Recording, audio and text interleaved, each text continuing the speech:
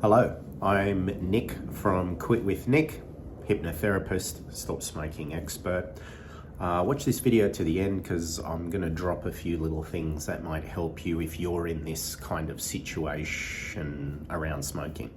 If you're smoking about 5 or less a day, do you really need hypnotherapy to quit?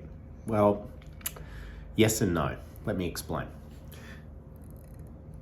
In a sense, you don't need it. I'll start with the why you might not, because you already obviously have a fairly high level of control, right? Obviously, the person who's having 20 drinks a day compared to one, obviously the one having one a day has more control. So the people, in a sense, who look to get the most, who stand to get the most benefit from what we do in the room with regards to the actual session, obviously are those that smoke heavily, regularly, 10, 15, 20, 30 plus smokes a day. The bigger the problem, the more dramatic you'll notice the improvement and change when something has been done to address it. In much the same way, someone who's very ill looks to benefit more from a medication or a procedure or a process than if someone who isn't very sick. Someone who's really unfit looks to really get the most benefit from an exercise program. Someone who's already kind of fit, not so much. You get the picture. So in a sense, my message to you, if you're one of those people only smoking a handful a day, is just get serious. Look at the things you think you're enjoying. Realize they're kind of a fallacy. Look at all the things you are enjoying that is keeping you smoking. The time out, the stress relief, the moment to yourself, getting away, that kind of stuff. And just get really serious. Here's the thing, at the end of the day, saving your life from the most preventable cause of death in the world is going to take a bit of a sacrifice. It's not. It's obvious to hear that, isn't it? If you want to achieve a massive goal that will change your life, help you live longer, be healthier, fitter, more endurance, then yeah, you're going to have to make some sacrifices. What are you sacrificing? All the stuff you think you're enjoying from smoking. You're going to have to make a sacrifice. Yep. So just get serious, committed, and stick your feet in the ground, make a stand,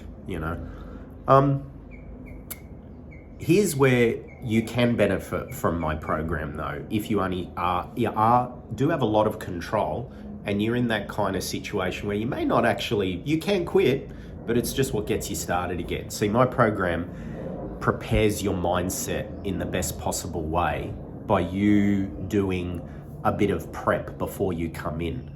Because someone who has a good level of control and is still smoking, that shows that it's not really cravings that is making them smoke or relapse. It's more this.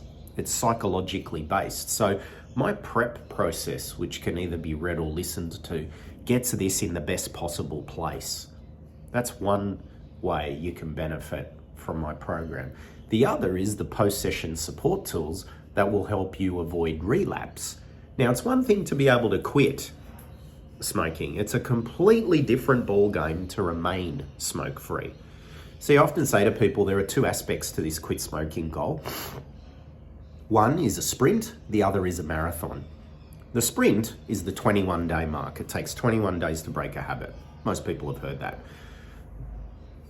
Once you've reached the 21-day mark, you then change lanes from the sprint lane to the marathon lane. And that's a very different challenge. Even if you are able to quit cold turkey or with nicotine replacement therapy, those methods do absolutely nothing to help you run the marathon for the rest of your life and remain smoke-free. It's all up to you. But I actually give people several support tools, techniques, little MP3s, strategies, mindfulness techniques, relaxation techniques, breathing techniques that can help reduce the chances that you will ever relapse. Because at the end of the day, managing stress, alcohol, complacency, that is the key to remaining smoke-free. If you're not a big drinker, sure, you're less likely, but you know what? Only has to happen once a year on New Year's. And if you live for another 40 years, well, that's 40 times you could be vulnerable. Stress, most people have some kind of stresses. Very few people are, you go, actually, Nick, you know what? I don't have any stress. I'm all good. Not usual. Complacency, well, let's say you live in a stress-free life and you absolutely will never drink again for the rest of your life. Well, complacency, if you're a human being watching this, you absolutely can fall prey to complacency. Oh, I'll just have one, I'll be right. Yeah. I give the support structures to reduce the chances of that happening. So even if you're smoking 5 or less a day, you absolutely can get the benefit from my program. Anyway, I hope this has helped. Shared a few things. Share it with anyone you might know. Like, subscribe, all that jazz. I've got heaps of videos that could help you. I'm Nick from Quit with Nick. To your health.